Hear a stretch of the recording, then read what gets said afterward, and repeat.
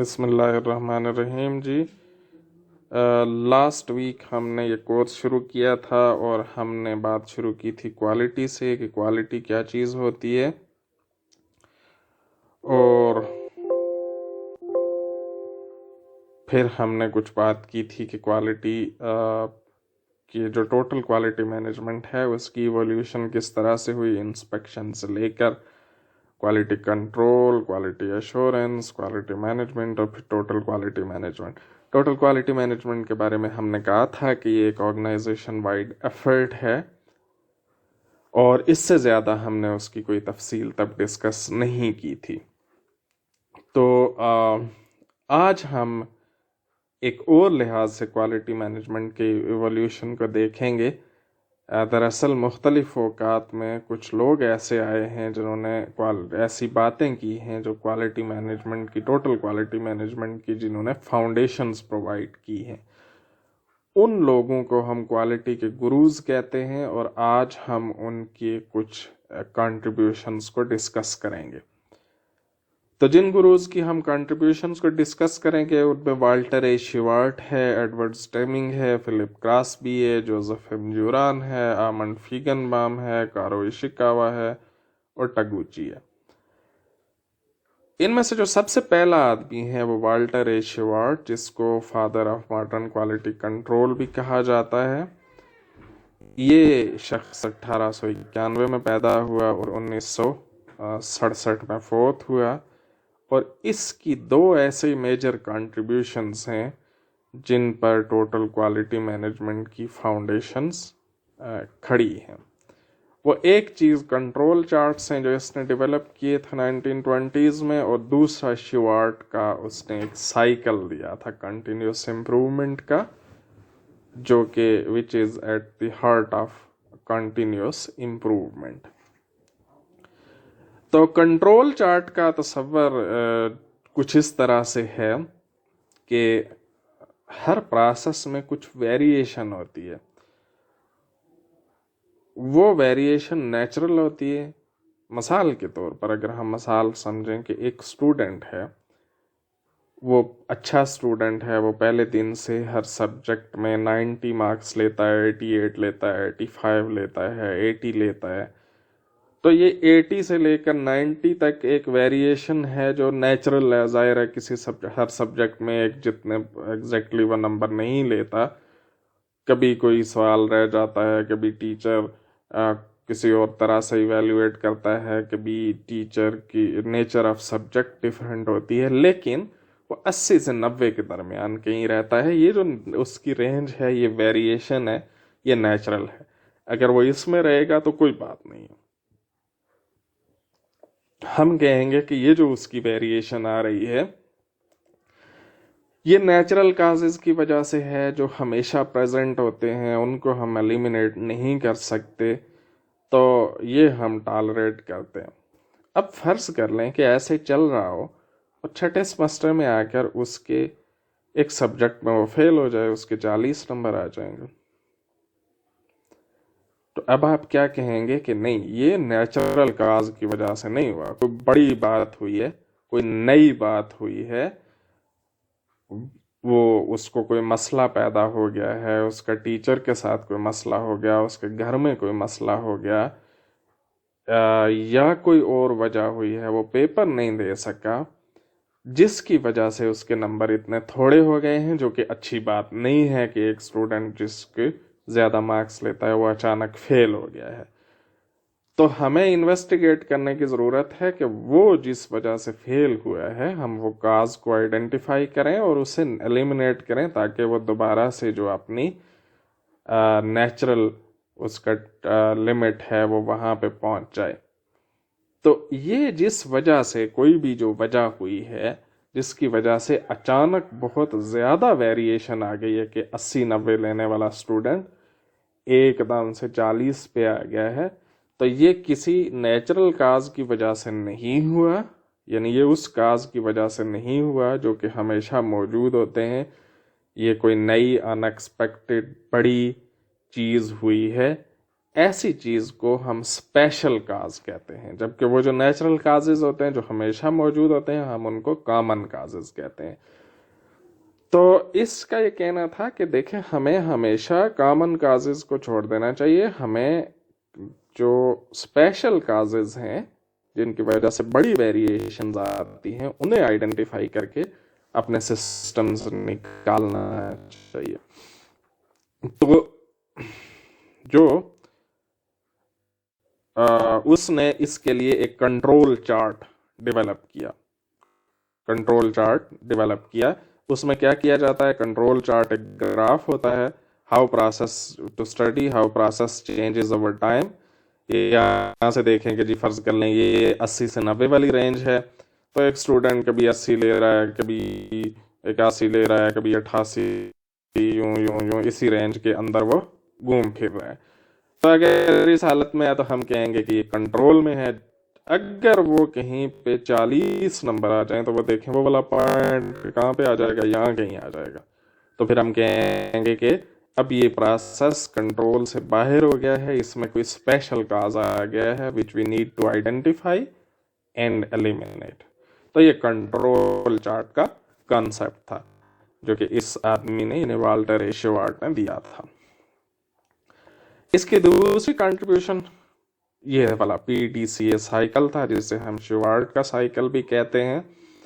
इसको बाज़ औक़ात गलती से डेमिंग का साइकिल भी कहा जाता है, लेकिन डेमिंग का साइकिल इससे मुख्तलिफ है, वो हम आगे डेमिंग वाले सेक्शन में डिस्कस करेंगे।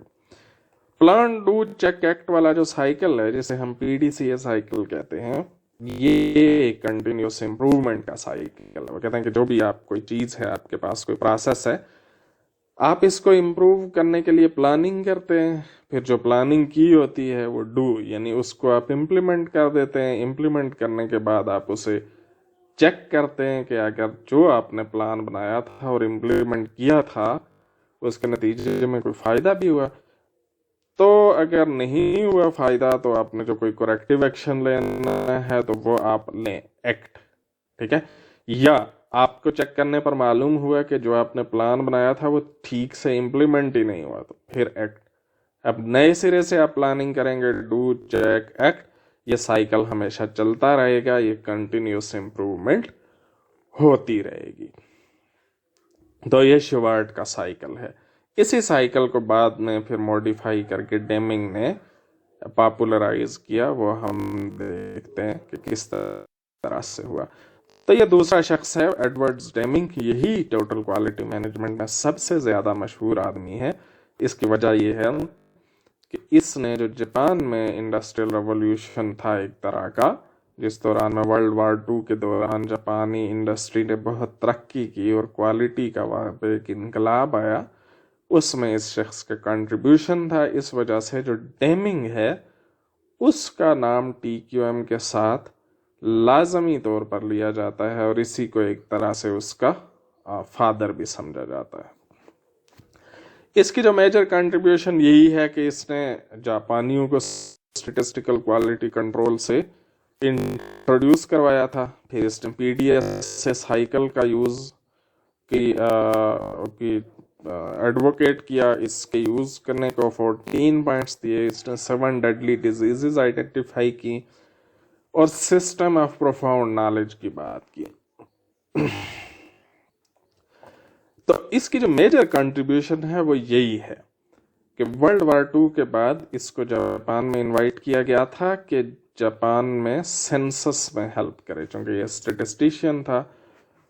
सेंसस यानी मर्दमशुमारी में हेल्प करने के लिए बुलाया गया था। तो उस वक्त हो ये रहा था कि मालूम ये हुआ लोगों को कि जी ये स्टैटिस्टिकल प्रोसेस कंट्रोल का भी माहिर है।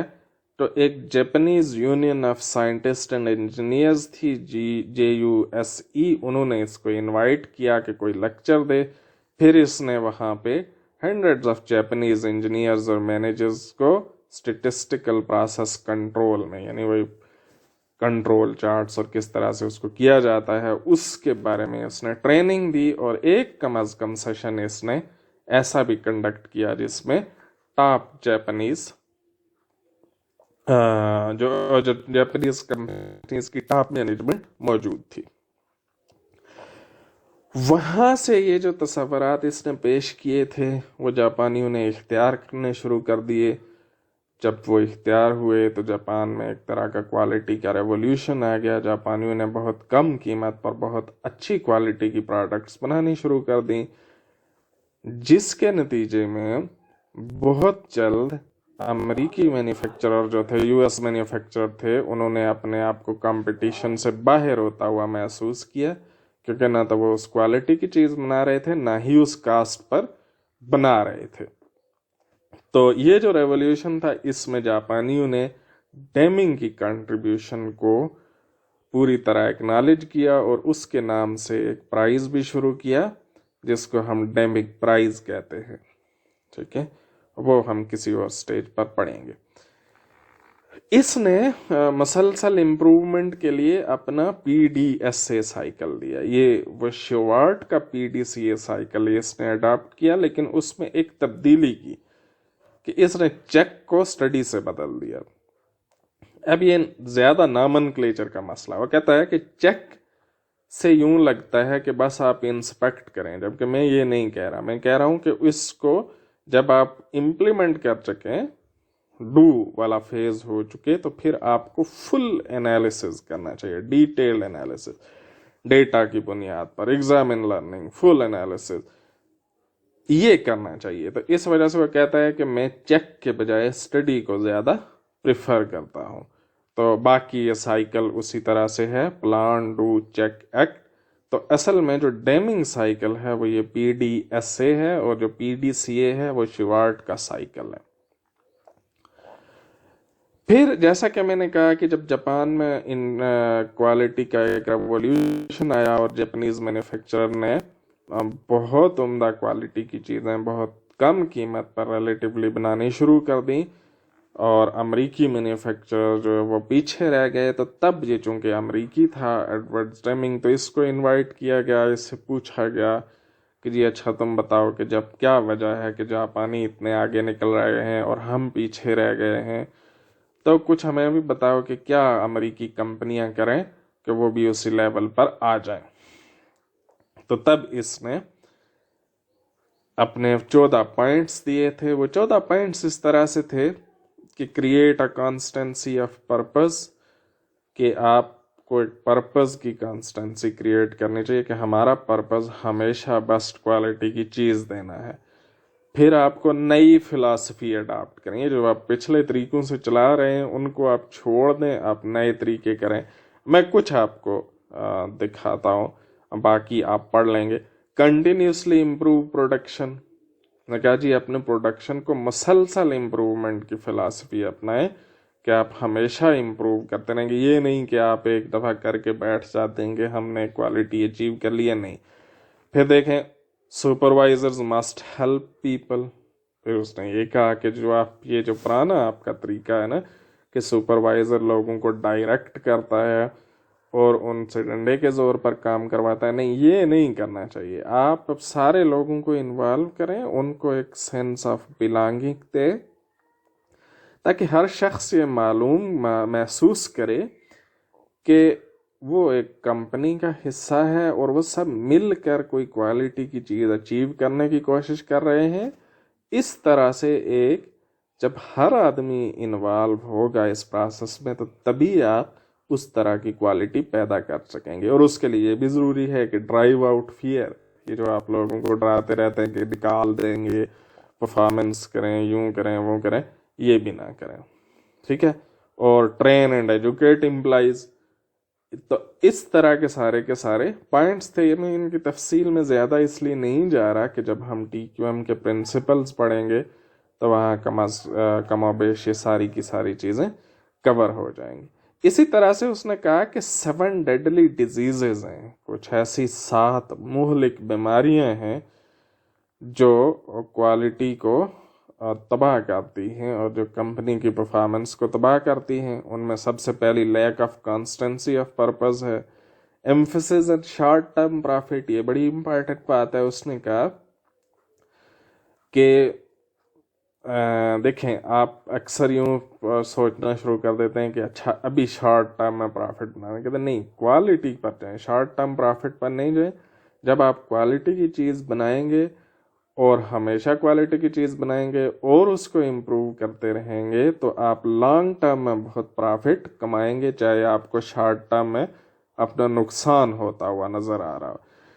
इसी तरह से उसने कहा कि जी ये जो merit rating, annual reviews of performance है, ये बहुत बड़ी बीमारी है, क्योंकि ये लोगों के दरमियान एक दूसरे के साथ तावन के बजाय एक तरह का कंपटीशन पैदा करते हैं और फिर इससे एक खौफ की फजा होती है। तो ये नहीं होना चाहिए। इसी तरह से ये जो मोबिलिटी ऑफ मैनेजमेंट है कि मैनेजमेंट एक जगह से दूसरी जगह, दूसरी से तीसरी जगह जाती रहती है, नहीं, ये नहीं होना चाहिए। लोगों को एक ही जगह टिकना चाहिए। जब वो टिकेंगे तो तब ये का बात बनेगी। फिर इसी तरह से running a company and visible figure alone, ये बड़ी खास बात है। तो कहता है कि देखें, आप सिर्फ यूं आप शुरू कर देते हैं कि अच्छा इतना प्रॉफिट हुआ, इतनी कास्ट हुई है, इतनी प्रोडक्शन है, और मोटी मोटी फिगर्स जो कि आसानी से नजर आते हैं। कहते हैं नहीं, ये गलत बात है, सिर्फ इस पर नहीं जाना चाहिए। कुछ ऐसी चीजें होती हैं, बहुत सारा वेस्ट, बहुत सारे प्रॉब्लम ऐसे होते हैं जो फौरन नजर नहीं आते। उसके लिए आपको बड़ी डिटेल्ड एनालिसिस की जरूरत होती है। आपको उस पर भी जाना चाहिए, उस पर भी फोकस करना चाहिए, और जब आप करेंगे तो आप देखेंगे कि आपका प्रोसेस ओवरऑल कितना इम्प्रूव हुआ है। फिर उसने एक सिस्टम ऑफ प्रोफाउंड नॉलेज का आइडिया पेश किया था, जिसकी पहला पॉइंट ये था कि अप्रिसिएशन ऑफ अ सिस्टम होनी चाहिए। कि आप ये तसव्वुर करें कि ऑर्गेनाइजेशन कोई स्टैंड अलोन एंटिटी नहीं होती, और ना ही ऑर्गेनाइजेशन के अंदर या उससे रेलेवेंट जो चीज़ें हैं वो स्टैंड अलोन एक्टिविटीज। ये एक सिस्टम की तरह है। सिस्टम आप यूँ समझ लें, डिफरेंट पार्ट्स जो कि इंटरकनेक्टेड होते हैं, उससे एक सिस्टम बनता है। मिसाल के तौर पर ये जो लैपटॉप या सेल फोन जिसके ऊपर आप इस वक्त ये वीडियो देख रहे होंगे, इसमें बहुत सारे पुर्जे लगे हुए हैं, वो एक दूसरे से कनेक्टेड हैं, और वो सारे के सारे अगर आप अब उसमें से एक पुर्जा निकाल लें तो सिस्टम कोलैप्स कर जाएगा, नंबर एक। दूसरी बात यह है कि उसमें से एक पुर्जे में जो कुछ होगा उसका इफेक्ट पूरे सिस्टम पर पड़ेगा। ठीक है, तो कहता है कि आपको ये समझना चाहिए कि ये सारी चीज़ें जो ऑर्गेनाइजेशन होती है वो एक सिस्टम होता है। अब इसकी बड़ी इम्पोर्टेंस है, इस बात को समझ लेंगे, ये हम आगे ज़्यादा तफसील से देखेंगे इस वीक के दूसरे लेक्चर में। फिर वो कहता है कि आपको नॉलेज ऑफ वेरिएशन होना चाहिए, उसके आपको पता होना चाहिए कि वेरिएशंस कहाँ से आती हैं क्वालिटी में और प्रोसेस में, और उनको आइडेंटिफाई करने के लिए आप स्टेटिस्टिकल सैम्पलिंग और ये वो यूज़ करें। फिर उसने कहा कि आपके पास एक थ्योरी ऑफ नॉलेज भी होना चाहिए। देखें, ये भी एक खास बात है। थ्योरी क्या होती है? थ्योरी एक ऐसी चीज़ होती है, यानी किसी चीज़ की एक्सप्लेनेशन होती है कि कोई चीज़ कैसे होती है। देखिए, आप महज ये कह दें कि हमने इतने निकाले और यहाँ से इतने डिफेक्ट आ रहे थे, फिर आपने दूसरी जगह डिफेक्ट किए, तीसरी दफ़ा किए, अब ये सिर्फ नॉलेज है। अच्छा, हमारे यहाँ वेरिएशन आ रही है, यहाँ वेरिएशन आ रही है, यहाँ वेरिएशन आ रही है, ये सिर्फ इंफॉर्मेशन है। इसको आप एक थ्योरी की शक्ल देते हैं जो एक्सप्लेन करती है कि आप क्या करते हैं तो क्या होता है। थ्योरी आपको प्रिडिक्टिव पावर देती है। मिसाल के तौर पर हमारी थ्योरी ये है, अब हम कहते हैं कि जी ये हर तमाम जो सेलेशियल बॉडीज़ हैं उनके दरमियान एक फोर्स है, एक अट्रैक्शन है जिसको हम ग्रेविटी कहते हैं। ये एक थ्योरी है। ठीक है, हम कहते हैं कि अच्छा ये ज़मीन घूम रही है तो कैसे घूम रही है, चांद कैसे घूम रही है, इसकी एक एक्सप्लेनेशन है कि कैसे घूम रही है। ठीक है, और इसी थ्योरी की बुनियाद पर आप प्रिडिक्शंस करते हैं कि अच्छा हम यूं करेंगे तो यूं हो जाएगा, यूं करेंगे तो यूं हो जाएगा। कहता है इसी तरह से आपके पास एक थ्योरी ऑफ नॉलेज होना चाहिए कि जो वेरिएशंस आ रही हैं ये के बारे में एक थ्योरी डेवलप होनी चाहिए कि ये क्यों होता है, क्या करेंगे आप तो क्या होगा। इससे आपको प्रिडिक्टिव पावर मिलेगी। ठीक है, और इससे आपको ये भी पता चलेगा कि आप क्या चीज़ प्रिडिक्ट कर सकते हैं और क्या नहीं कर सकते, आपकी नॉलेज की क्या लिमिट्स हैं। और फाइनली वो कहता है कि आप कभी अच्छे तरीके से नहीं सुना सकते जब तक आपको ह्यूमन साइकोलॉजी का इल्म ना हो कि लोग किन बातों से खुश होते हैं, क्या बातें उन्हें मोटिवेट करती हैं, किस वजह से वो अपनी फुल एफर्ट लगाते हैं और किस वजह से वो बददिल होकर काम करने से दूर हो जाते हैं। तो ये उसका सिस्टम ऑफ प्रोफाउंड नॉलेज का कॉन्सेप्ट है। उसके बाद अगला बंदा फिलिप क्रॉस्बी है। ये 1926 में पैदा हुआ और 2001 में फोर्थ हुआ। इसका सबसे मेजर कंट्रीब्यूशन वो कास्ट ऑफ क्वालिटी का कॉन्सेप्ट था। कास्ट ऑफ क्वालिटी क्या है? क्वालिटी की कास्ट दो तरह की होती है, एक कास्ट ऑफ गुड क्वालिटी है और एक कास्ट ऑफ पुअर क्वालिटी है। ठीक है, यानी कास्ट ऑफ गुड क्वालिटी से मुराद ये है कि गुड क्वालिटी अचीव करने के लिए भी आपकी कुछ कास्ट लगती है। ठीक है, वो क्या है? प्रिवेंशन कास्ट है, अप्रेजल कास्ट है।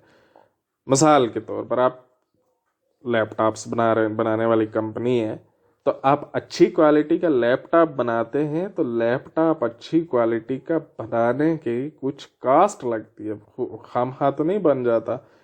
मसा उसमें क्या करता है? आप प्रिवेंशन कास्ट होती है, जैसे कि हमने पिछली दफ़ा भी बात की थी कि आप लोगों को ट्रेन करते हैं, प्लानिंग करते हैं ताकि प्रिवेंशन हो कि गलत चीज़ बने ही ना।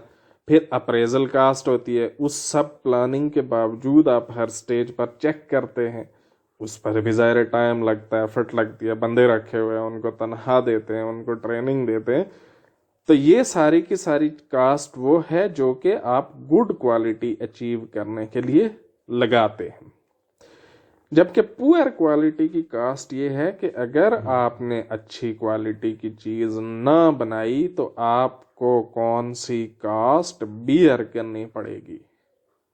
ठीक है, वो कास्ट क्या होगी कि मिसाल के तौर पर आपने अच्छी क्वालिटी की चीज़ नहीं बनाई तो इंटरनल फेलियर हो जाती है। इंटरनल फेलियर की कास्ट है, आपने एक चीज़ बनाई, एंड में जाके पता चला गलत बन गई है, अब या तो आप उसे स्क्रैप करेंगे, वो सारा मटेरियल, टाइम, एफर्ट ज़ाया हो गई, या आप उसको रीवर्क करेंगे, उस पर भी लगेगा। और एक है एक्सटर्नल फेलियर की कास्ट, तो आपने चीज़ बनाई, वो कस्टमर के पास भी चली गई, वहाँ जाके उसकी क्वालिटी सही नहीं निकली, वो फेल हो गई। अब कस्टमर आ जाएगा वारंटी क्लेम करने के लिए, हो सकता है किसी का कोई नुकसान हो जाए, वो आप पे केस ही कर दे।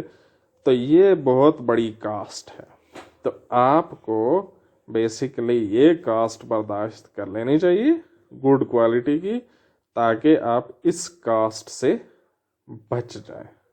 ठीक है जी, तो ये इसका बड़ा कंट्रीब्यूशन था कि इसने क्वालिटी के कास्ट के कॉन्सेप्ट को बड़ा वाज़े करके समझाया कि क्वालिटी की कास्ट से क्या मुराद है, क्वालिटी अचीव करने की कास्ट क्या होती है और क्वालिटी न अचीव करने की कास्ट क्या है। उसके बाद अगला बंदा है जोसेफ एम ड्यूरान। 1904 में पैदा हुआ, 2008 में फोर्थ हुआ। इसकी ड्यूरान की ट्रायोलॉजी इसका एक बड़ा इम्पॉर्टेंट कॉन्सेप्ट है। ड्यूरान की ट्रायोलॉजी में 3 चीजें हैं। वो क्या है जी? क्वालिटी प्लानिंग, क्वालिटी कंट्रोल और क्वालिटी इम्प्रूवमेंट। ठीक है, वो ये देखें, वो ये कहता है कि यहाँ पे कास्ट ऑफ पुअर क्वालिटी है। आपको पता है कि पुअर क्वालिटी की एक कास्ट है जो आपकी इंटरनल और एक्सटर्नल फेलियर की भी आती है। इस वजह से आप यहाँ पे प्लानिंग करते हैं कि हम अपनी क्वालिटी को इम्प्रूव करें ताकि हमारी ये कास्ट कम हो। तो ये यहाँ पे क्या हो रहा है जी? ये आपकी फिर क्वालिटी कंट्रोल करते हैं, जो भी कोई आपने प्लानिंग की थी वो करते हैं, और ये आप उसको कंट्रोल कर रहे हैं कि ये जो उसकी लिमिट्स हैं उसके अंदर ही रहे। ठीक है, कभी कभी बहुत ज़्यादा हो जाती है। फिर आप यहाँ पे क्वालिटी को इम्प्रूव करने का कोई प्रोसेस चलाते हैं जिसकी वजह से आपका ये देखें कि जो क्वालिटी है वो इम्प्रूव हो जाती है, यानी जो वेस्टेज पर ऊपर ज़्यादा हो रहा था तो अब यहाँ नीचे तक आ गया। अब आप इस रेंज में क्वालिटी को कंट्रोल करना शुरू कर देते हैं और यहाँ से जो इम्प्रूवमेंट होती है वो फिर आपकी प्लानिंग में चली जाती है। तो ये 3 एलिमेंट्स हैं कि आप क्वालिटी को प्लान करते हैं, उसे कंट्रोल करते हैं, इम्प्रूव करते हैं। तो बेसिकली इसकी ये है कि क्वालिटी को प्लान करते हैं, कंट्रोल करते हैं, इम्प्रूव करते हैं, फिर कंट्रोल करते हैं, फिर प्लान करते हैं।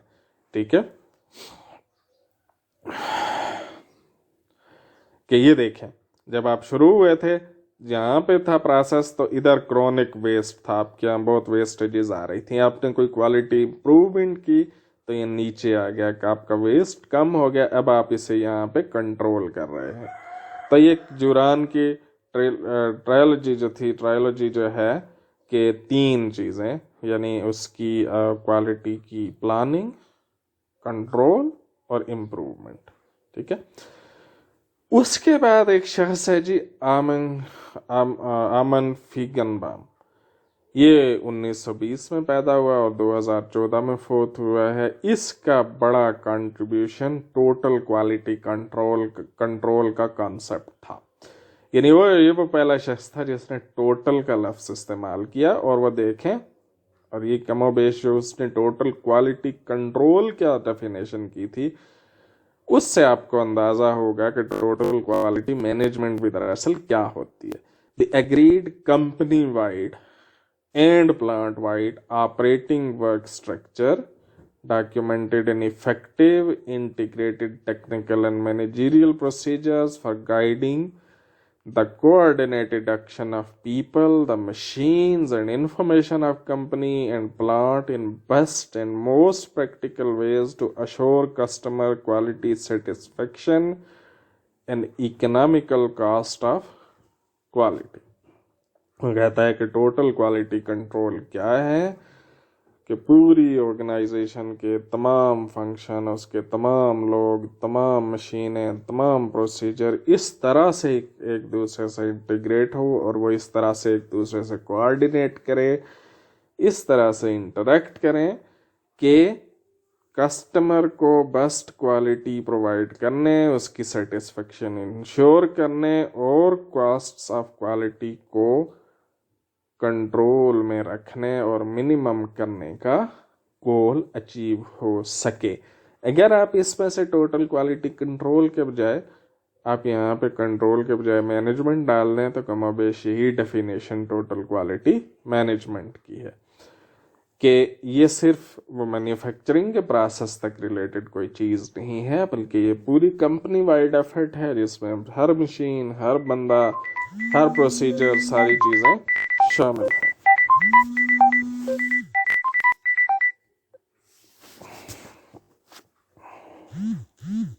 ठीक है जी।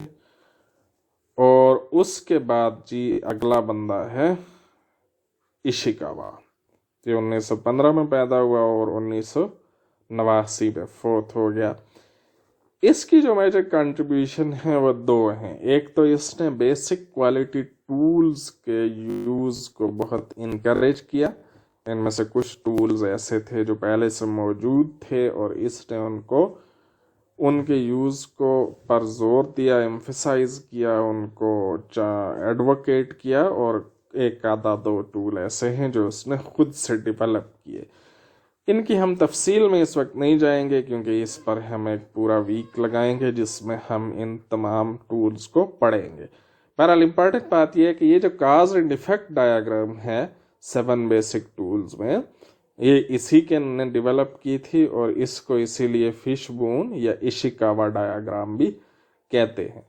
तो ये 7 जो बेसिक क्वालिटी के टूल्स हैं वो इस शख्स की कोशिशों से पॉपुलर हुए और इसमें से ये जो काज एंड इफेक्ट डायग्राम है ये बाकायदा इसने खुद डेवलप की थी। इसकी दूसरी कंट्रीब्यूशन क्वालिटी सर्कल्स की है। इसने ये कॉन्सेप्ट दिया था कि देखें हर ऑर्गेनाइजेशन में क्वालिटी सर्कल्स होने चाहिए। क्वालिटी सर्कल क्या है? Is a participatory management technique that enlist the help of employees in solving problem related to their own job. Circles are formed of employees working together in an operation who meet at intervals to discuss problem of quality and to devise solution for improvement. ये क्या है कि जो लोग एक जैसा काम कर रहे हैं, मिसाल के तौर पर जो एक जैसा काम कर रहे हैं कि एक ही काम कर रहे हैं, तो वो वक्तन फवक्तन थोड़े थोड़े अरसे के बाद इकट्ठे होकर बैठेंगे वॉलंटरीली, ज़रूरी नहीं है, वो इकट्ठे होकर बैठेंगे और उसमें वो अपने प्रॉब्लम डिस्कस करेंगे। एक कहेगा अच्छा मैं ये काम करता हूँ तो ये प्रॉब्लम हो जाता है, दूसरा कोई बताएगा कि नहीं यार मुझे भी ये प्रॉब्लम आ रहा था तो मैंने उसके ये सॉल्यूशन निकाला था। अब वो सबको पता चल जाएगा। तो इस तरह से क्या होगा कि सबकी तरफ से जो इनपुट आ रहा है, जिसमें बेहतरीन बात जो होगी, जो बेस्ट सॉल्यूशंस होंगे वो आइडेंटिफाई होंगे और सारे लोग उसको अडाप्ट कर लेंगे और इस तरह से ग्रेजुअली इम्प्रूवमेंट आती रहेगी।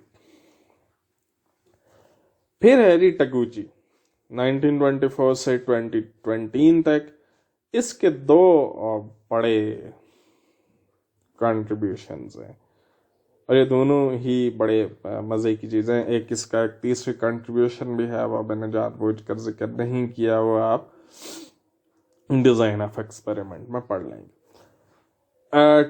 एक टगुची का लास्ट फंक्शन है और दूसरा ऑफलाइन क्वालिटी कंट्रोल का तस्वर है।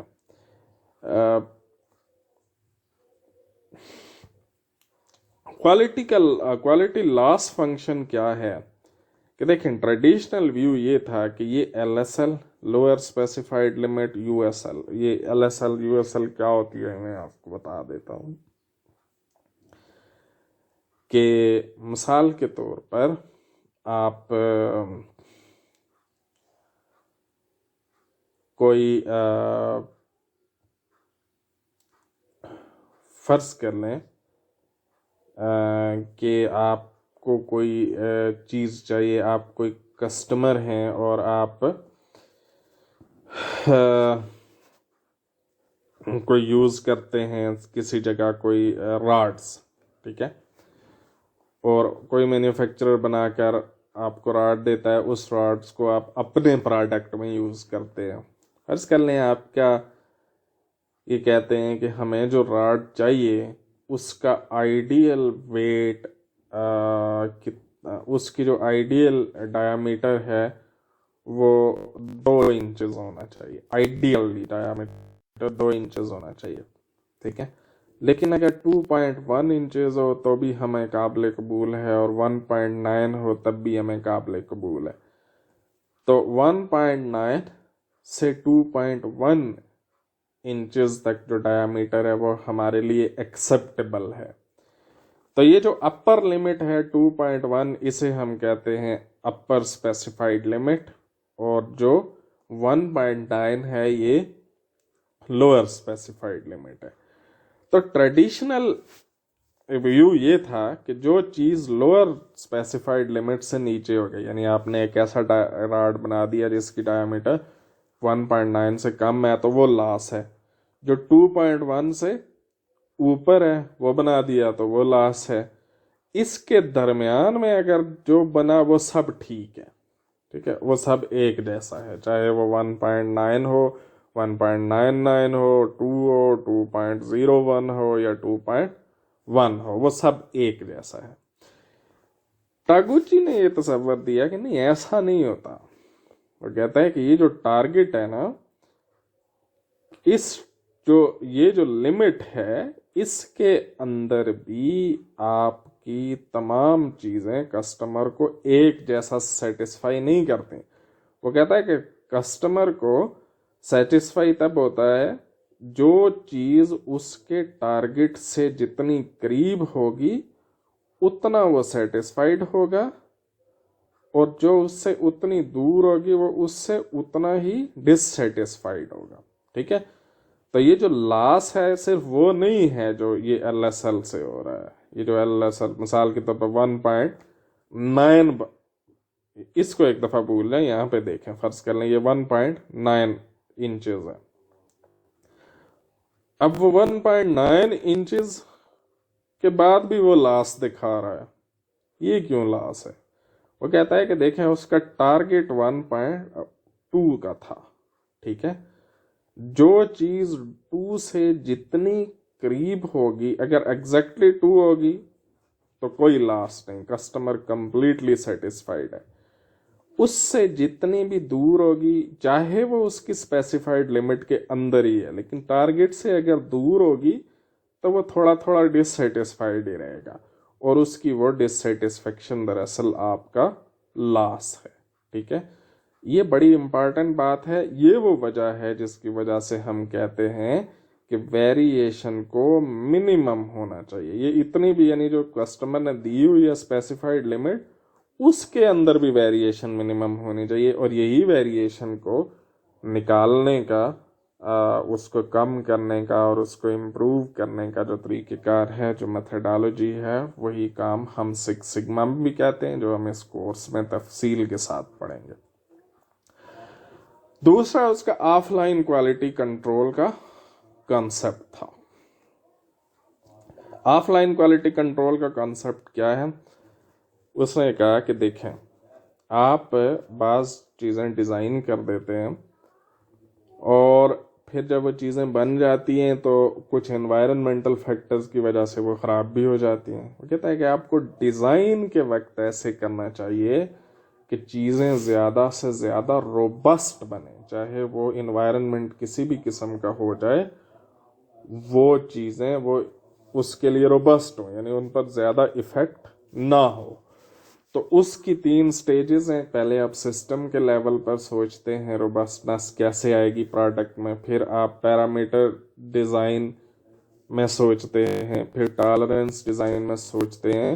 तो ये उसका ऑफलाइन क्वालिटी कंट्रोल का कॉन्सेप्ट ये है कि so that designing product and processes so that they are insensitive or robust to parameter outside the design engineer's control। यानी आप को नहीं पता है कि जो चीज़ आपने डिज़ाइन की है वो किन किन हालात में जाएगी, वो आप पर उनका कोई कंट्रोल नहीं है। आप ये कोशिश कर सकते हैं कि आप उसको डिज़ाइन ऐसा करें कि जिस भी तरह का आ जाए वो उसको टॉलरेट कर ले, वो उसके लिए रोबस्ट हो और इनसेंसिटिव हो और उस पर कोई असर ना पड़े। ठीक है जी। तो ये हमारा कुछ क्वालिटी के गुरुज थे जिनकी कंट्रीब्यूशंस हमने देखी। ये जो स्लाइड्स हैं इनको आपका लिंक इस वीडियो के डिस्क्रिप्शन बॉक्स में मिल जाएगा।